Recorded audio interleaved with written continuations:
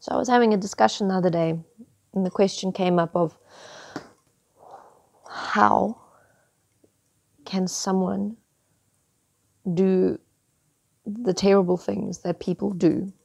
How can people rape and abuse children and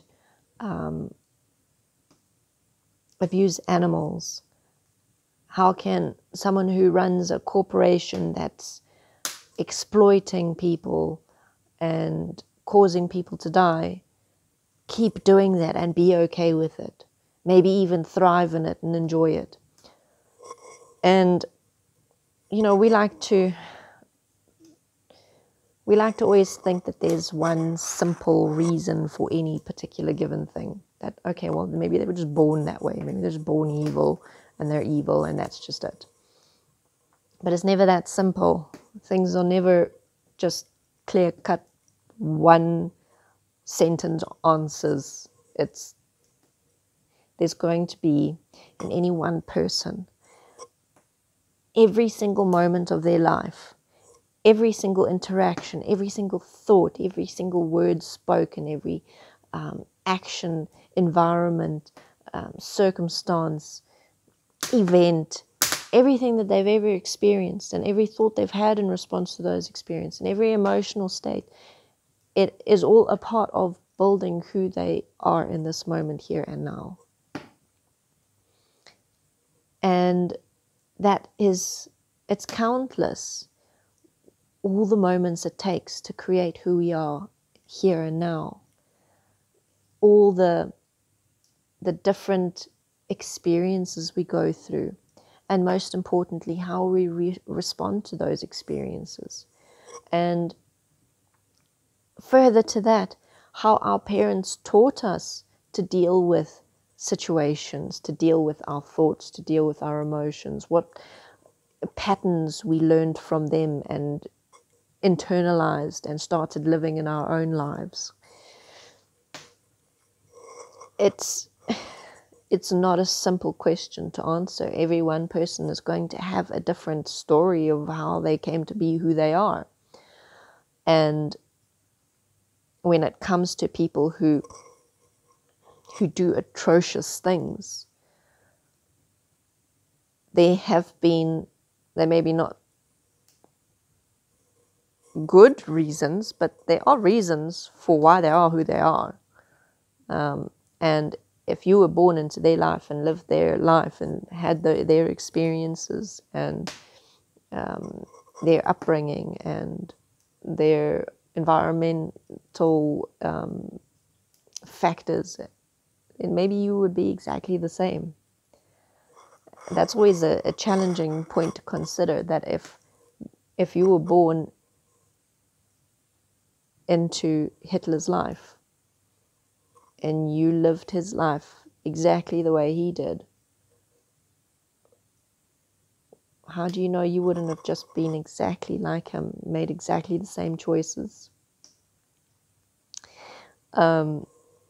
It's easy to say, oh no, I wouldn't.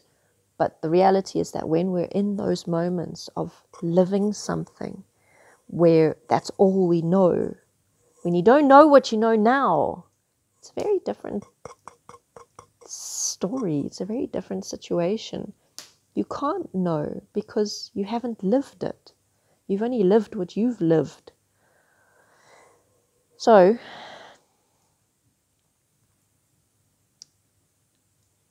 yeah, it's a complicated kind of thing. However, when considering the multidimensional facets of what makes a person who they are, I think maybe the real questions we need to be asking are more in line with, okay, how do we support people and how do we learn from people who have come to points in their lives where they are willing and happy to abuse and to hurt and to exploit others? How do we change that? That's the real question. Because in any culture or any situation, or rather any society, abuse is something that is frowned upon. It's not something that we objectively like. It's something that we objectively all don't really want in our lives. We don't want to be the one who's being abused. We don't like it. So objectively, it's not something that we find acceptable most of the time, except in those moments where we're somehow caught up in living something that is abusive, which does happen. I mean, we get angry, we lash out, we say and do things that cause harm. So, is there an easy, simple answer and solution? No. Sorry, no, there isn't. There's no drug that's going to just magically make everyone nice people, never lash out and never rape and never burn and pillage and all of those things that people have done.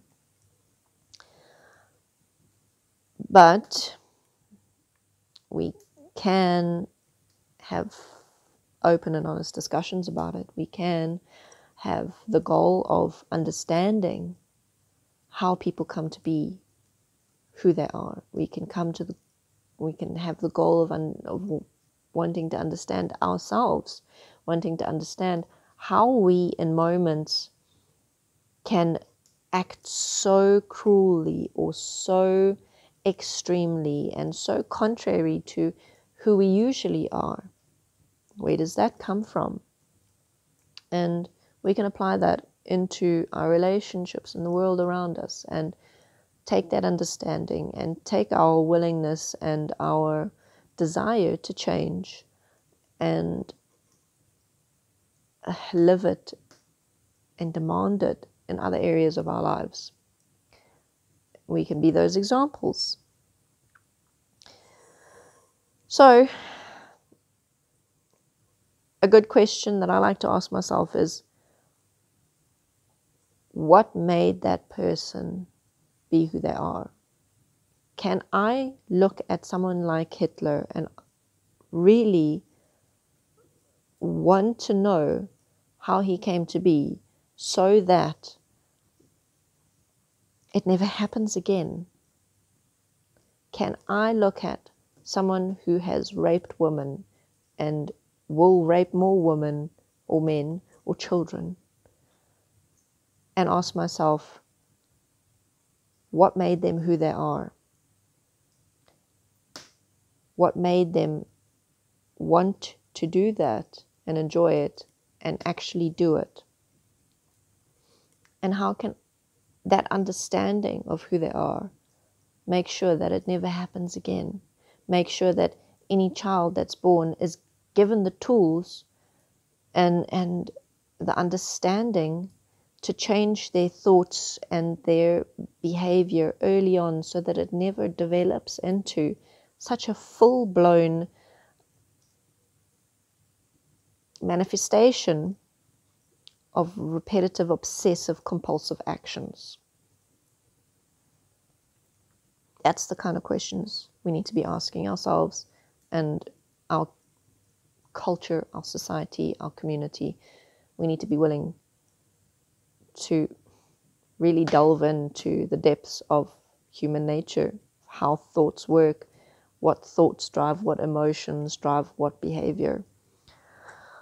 Right. Thank you for watching. You're going to see me next time.